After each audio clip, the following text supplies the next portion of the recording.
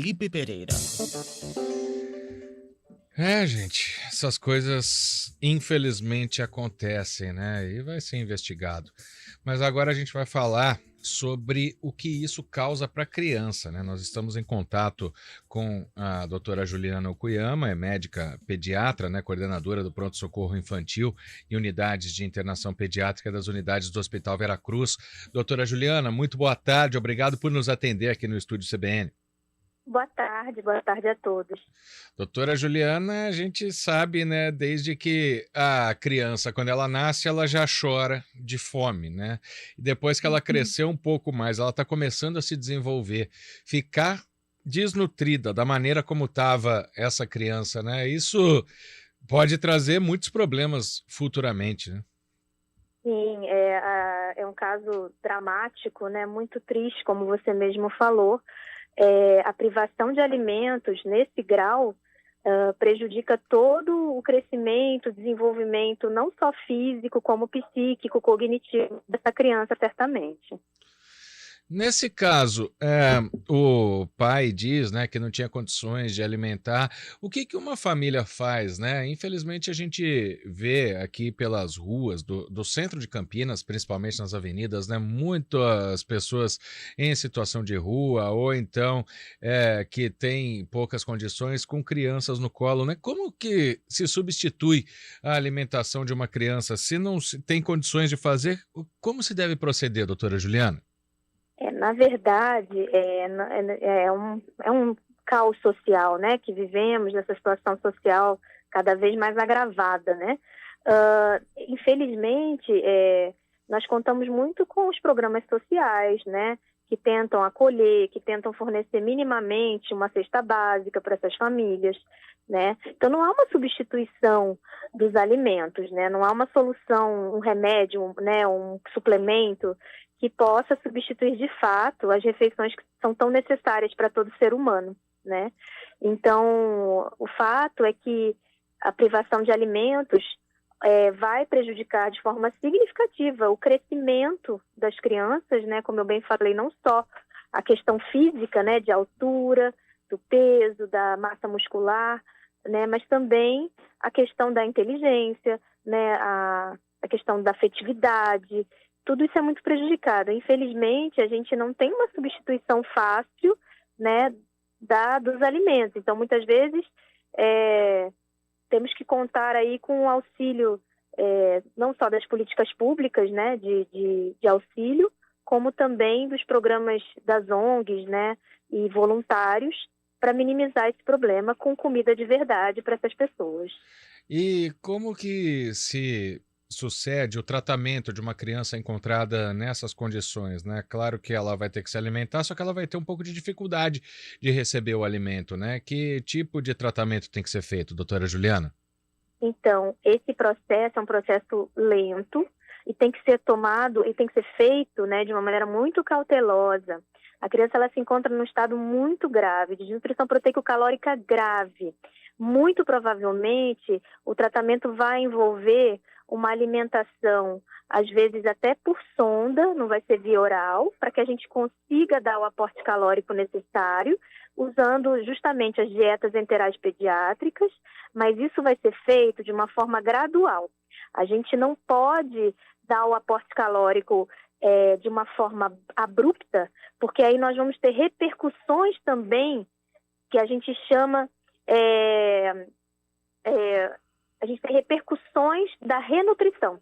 Então, mesmo a renutrição, se ela for feita de uma forma muito abrupta, ela tem consequências nos eletrólitos, nos minerais, tudo, assim, essa criança muito provavelmente, ela vai ser acompanhada com exames laboratoriais, semanalmente, para que a gente veja os eletrólitos, os minerais, as gorduras, né, o colesterol, o triglicerídeo, a glicemia. Tudo isso é um processo muito devagar, muito lento, né, porque a gente tem a síndrome de recuperação nutricional, com repercussões graves também para a criança. A gente faz, então assim, o pediatra, ele vai contar com uma equipe multidisciplinar, né, que envolve a nutricionista e a especialidade médica que chama-se nutrologia, Então, vai ser um plano multidisciplinar para a recuperação nutricional dessa criança ser feita de forma adequada e não trazer problemas a mais para essa criança. É um caso muito complexo, muito dramático mesmo. Bom, e você falou, né, doutora, sobre as consequências, né, na formação dessa criança, mas, ao mesmo tempo, com o tratamento adequado, ela pode se recuperar e ficar sem alguma sequela? Sim, as crianças, elas têm a beleza da pediatria é justamente a capacidade de recuperação das crianças, principalmente nessas patologias mais graves, principalmente nessas condições muito dramáticas. Ela tem sim muita chance de recuperar-se nutricionalmente, afetivamente, psicologicamente. É todo um trabalho, né, da equipe multidisciplinar do hospital que ela se encontra, para que ela seja reinserida novamente numa família que a trate com o amor e com o respeito que ela merece. Exatamente. Não dá para voltar para quem não a alimenta, né? E Jamais. as pessoas, os pais, por exemplo, né, que nos ouvem, pais e mães, né? Às Uhum. vezes, quando tem uma dificuldade de conseguir alimentação para filhos, essa menina é até um pouco maior, mas para filhos pequenos, por exemplo, mas até para criança um pouco maior, pode-se recorrer, por exemplo, ao banco de leite, ou existe uma idade limite para que a criança possa receber esse leite materno que foi doado? Como que funciona isso? Cada faixa etária, ela tem as suas necessidades nutricionais, né?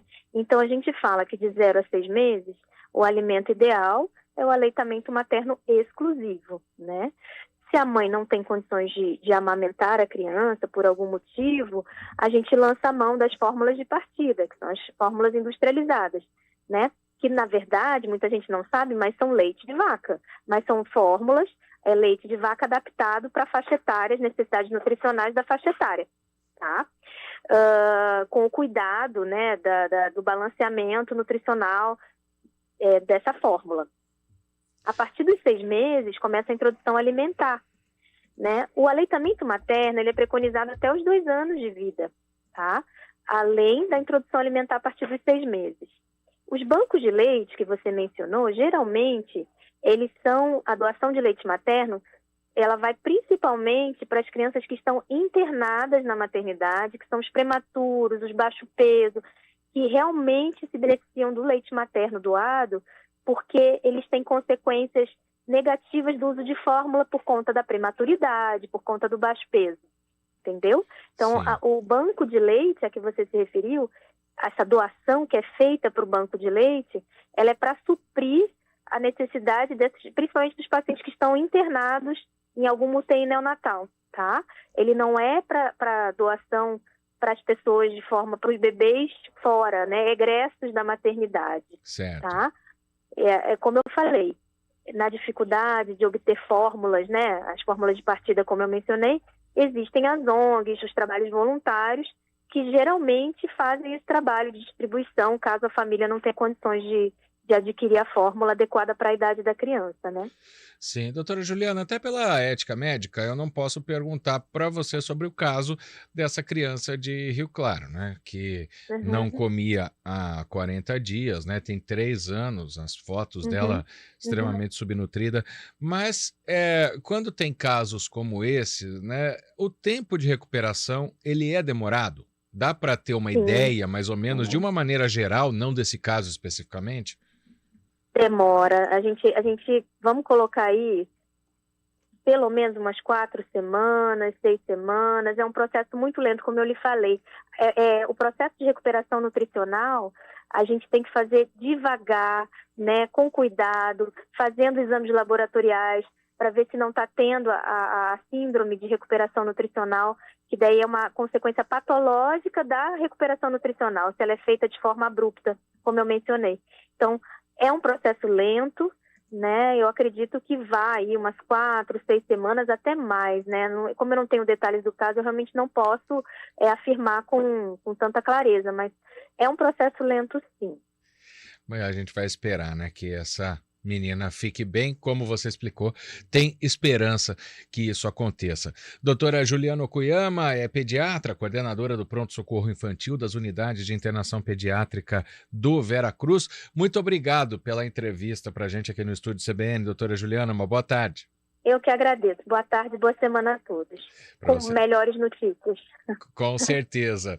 3h50, último intervalo, o Estúdio CBN volta já.